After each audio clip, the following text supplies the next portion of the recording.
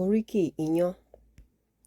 Iyán funfun lẹ́lẹ́, ọba nínú oúnjẹ, ìjòyè àtàtà láwùjọ òkèlè, òṣùpá abẹ́yìntí, aràn mádélé ọ̀lẹ, ọ̀rẹ́ ilá, ọlọ́rọ̀ ẹ̀gúsí, ìmùlẹ̀ tẹ̀tẹ̀, kò sọ́bẹ̀ tí kò bá rẹ́, gbẹ̀gìrì nìkan lèèwọ̀ rẹ̀.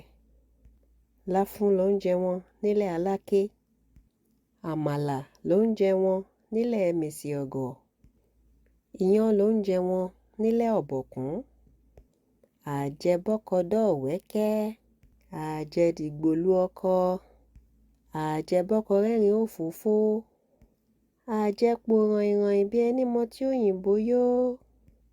Iyán-re, ọbẹ̀ ayò, ẹ wojú ọbẹ̀, kẹ́ múyán.